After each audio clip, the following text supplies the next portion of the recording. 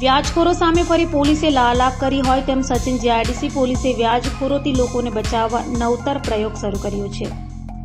સુરતમાં વ્યાજખોરોનો આતંક રોજે રોજ સામે આવ્યો છે, ત્યારે વ્યાજખોરોના ચુંગાલમાંથી લોકોને બચાવવા માટે પોલીસે નવતર પ્રયોગ શરૂ કર્યો છે। વ્યાજખોરો વિરુદ્ધ સતર્ક અભિયાન સચિન જીઆઈડીસી પોલીસ દ્વારા શરૂ કરાયું છે।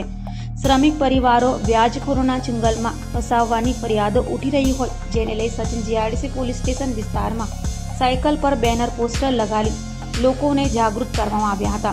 ઝોન 6 વિસ્તારના અલગ અલગ વિસ્તારોમાં આ સાયકલો ફરશે, જેમાં બેનર પોસ્ટરથી લોકોને જાગૃત કરાશે। તો ઝોન 6 વિસ્તારમાં લોક દરબારનું આયોજન પણ કરાશે અને ભોગ બનનારાઓ લોક દરબારમાં આવી ફરિયાદો કરી શકે છે, જેથી તેઓને વ્યાજખોરોના ચુંગાલમાંથી મુક્ત કરાવી શકાય।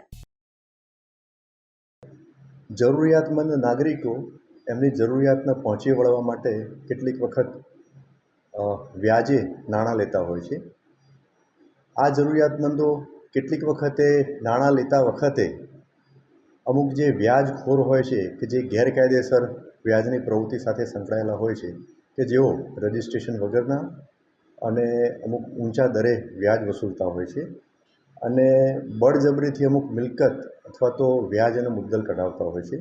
તો એમના વિરુદ્ધમાં કાયદેસર કાર્યવાહી કરવા માટે સરકારશ્રી તરફથી અવારનવાર પોલીસ વિભાગને જરૂરી સૂચનાઓ આપવામાં આવતી હોય છે।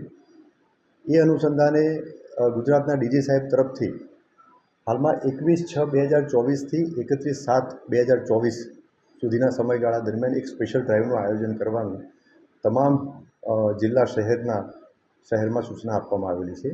જે અનુસંધાને આ સ્પેશિયલ ડ્રાઈવ દરમિયાન અસરકારક કામગીરી થાય તેના માટે સુરત શહેરના પોલીસ કમિશનર શ્રી અનુપમસિંહ ગેહલોત સાહેબે સિનિયર ઓફિસર અને સાથે સાથે થાણા અમલદારને પણ જરૂરી સૂચના અને બ્રીફિંગ કરેલ છે। જે અનુસંધાને આજરોજ ઝોન 6ના નાયબ પોલીસ કમિશનર શ્રી રાજેશ પરમાર સાહેબની સૂચના અન્વયે આઈ ડિવિઝનના સચિન જીઆઈડીસી પોલીસ સ્ટેશનમાં એક ટ્રાયસિકલ એક બેનર લગાવી અને એની શરૂઆત કરવામાં આવેલી છે।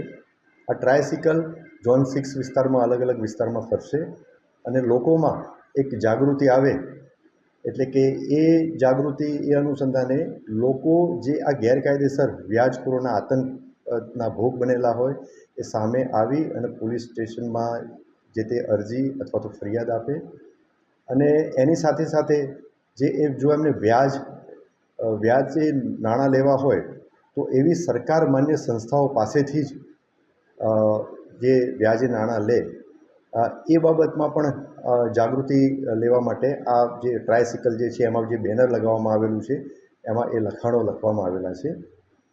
લોકોમાં જાગૃતિ આવે એના માટે થોડા જ ટૂંક સમયમાં જ એક ઝોન 6માં એક લોક દરબારનું આયોજન પણ કરવામાં આવનાર છે।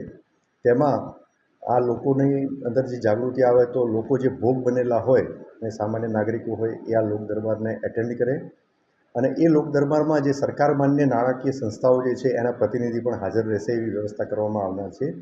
અને એ પ્રતિનિધિઓ કેટલા દરની કઈ રીતના લોન મળી શકે અને એમાં શું પ્રોસેસ હોય છે એની જાણકારી પણ આ લોક દરબારમાં આવશે। તો આ બાબતે આ જે આપણા માધ્યમથી હું ફરીથી આહવાન કરું છું કે કોઈ પણ ગેરકાયદેસર વ્યાજની પ્રવૃત્તિમાં સંકળાયેલ વ્યાજખોરો વિરુદ્ધમાં કોઈ પણ અરજી કે ફરિયાદ હોય તો એ સંબંધિત પોલીસ સ્ટેશનમાં જઈ અને એમની ફરિયાદ કે અરજી આપી શકે છે। પોલીસ આ બાબતે ખૂબ જ કડક કાર્યવાહી અને તાત્કાલિક પગલાં લેશે, એ બાબતે લોકોને આહવાન કરું છું।